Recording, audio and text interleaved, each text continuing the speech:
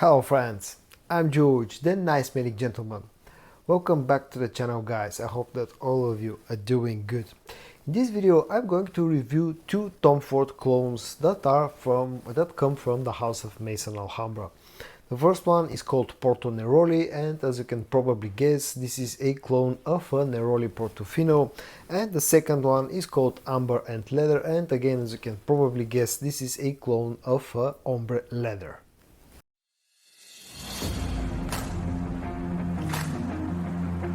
Let's start off with the fresher of the two scents, the Porto Neroli from Maison Alhambra. It comes packaged in this, very nice sort of a green slash blue colored box that's very similar to the original scent. On the front you got the name of the fragrance, the name of the company, the concentration EDP, the bottle size 80 milliliters, some branding on the top and on the sides. On the back there's a sticker of authenticity, and on the bottom a production date, which is August of 2023. You slide the top part of the box like this in order to get to the fragrance, and this is how the fragrance itself looks. Again, very reminiscent to the original scent. The cap is plastic, but it's a snug fit, so it's not a problem to pick up the bottle through the cap. All in all, the packaging is pretty decent, and my only gripe is the fact that this metal plaque is glued slightly to the side and doesn't look straight, which is a bit of a lack of quality control in my opinion. But all in all, the packaging, the presentation is pretty decent. If you enjoy my videos guys, but you're not yet a subscriber to the channel, please consider hitting the subscribe button. It really means a lot to me. It motivates me to keep creating more useful content for you. And also don't forget to hit the notification bell so you don't miss any of my future videos. Okay, now let's talk about the note breakdown of Porto Neroli. At least as per Fragrantica, the note breakdown has the following notes. The top notes are Neroli, lemon, mandarin orange, jasmine and bitter orange. The middle notes are orange blossom, lavender and sea salt.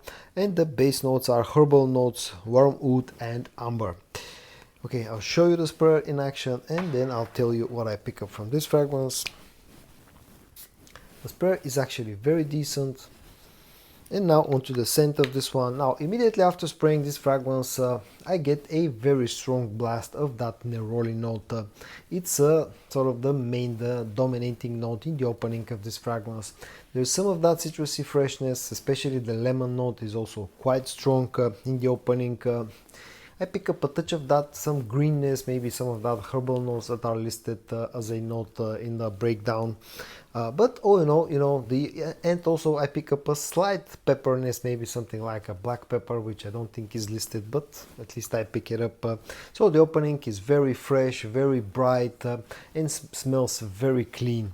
Once this goes into the dry down, that Neroli starts to lose a little bit of its strength. The lemon note and the other citruses also start to lose a little bit of their strength. There's a slight ambery sweetness on the dry down of this fragrance, and at least what I pick up from this is slightly stronger lavender and orange blossom notes. Oh no, that's pretty much what I pick up for this fragrance. It's fresh, it's clean, it's very uplifting and great for the warmest months of the year. When it comes to how close this is to the original scent, Maison Alhambra have done a pretty good job with this fragrance, copying the original scent. It's pretty similar, especially in the air around the person who wears this. This is almost identical to the original scent, and all in all, closeness wise, this is pretty decent. When it comes to the performance, keep in mind that this is a fresh type of scent, really freshy. So you should not expect wonders when it comes to performance, and I've been getting about 6 hours of performance out of this fragrance on my skin with very loud projection, but for the first about 1 hour. After that it gradually starts to die down and sit closer to the skin. So performance wise, it's a pretty decent performer, for a fresh type of fragrance. When it comes to the price tag, again I'm quoting the prices that I'm paying for my fragrances, and I paid slightly less than 20 euros in order to get Porto Neroli, which I think is a pretty decent deal.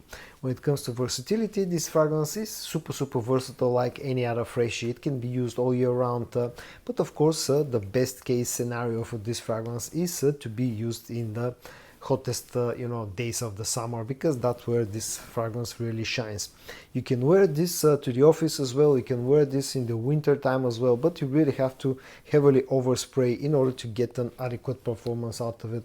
But all in all, versatility wise, this is a super versatile fragrance. Okay, now let's check the other scent featured in this video, the Amber&Leather, again from Maison Alhambra. Fragrance comes packaged in this black colored box with white accents. On the front again you got the name of the company, the name of the fragrance, the bottle size 100 milliliters, the concentration, EDP, some more branding on the top. On the back you get again a sticker of authenticity, and on the bottom there's a production date which is July of 2023. When you get to the actual bottle, this is how it looks, and again this is very similar to what you get with the original scent, you know, black colored bottle. The cap is plastic, it's kind of a snug fit, but I don't really trust it. Also the cap is sits slightly skewed to the side. Again, quality control isn't the best.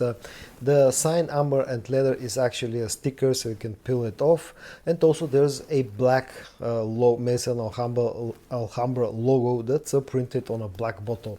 I don't know why they did that, because it's almost you know, unreadable, very hard to see. But all in all, again, a pretty decent you know, packaging, nothing special, but again, given the price tag of this fragrance, it's all right. And one other thing I want to mention is that the bottle is actually very heavy. The note breakdown of Amber&Leather, at least what I was able to find online, has the following notes. The top notes are cardamom, violet leaf and bergamot. The middle notes are leather, jasmine and amber, and the base notes are oak moss, patchouli, sandalwood and musk. I'll show you the sprayer in action again, and I'll tell you what I pick up from this one. Again, a very decent sprayer. And now onto the actual scent of this fragrance. The dominating note in the opening and in the dry down, you know, throughout the life of this fragrance, of course, is the leather note. That's the backbone of this fragrance. But in the opening, it feels kind of fresh. There's that bergamot. I pick up a touch of, you know, that sort of an floral freshness from the violet note. I pick up a slight hint of the amber from the opening itself, and also I pick up something fruity that adds a bit of a fruity sweetness in the opening of this fragrance. So the leather doesn't feel very heavy, you know, and it's not like super dominating the opening. When this goes into its dry down, you know, the leather still stays there, still stays up front, you know, and the main player of this fragrance. But the amber note starts to get more strength, you know, gain more strength, and this fragrance becomes sweeter on the dry down.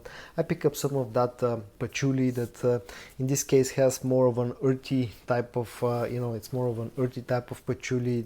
Maybe that's helped from the you know, the oak moss note as well, but I still get some fruity sweetness on the dry down here, and so that's you know, all about the scent profile of this fragrance. So it's dominated by the leather, that's accompanied by some freshness in the opening and some sweetness on the dry down.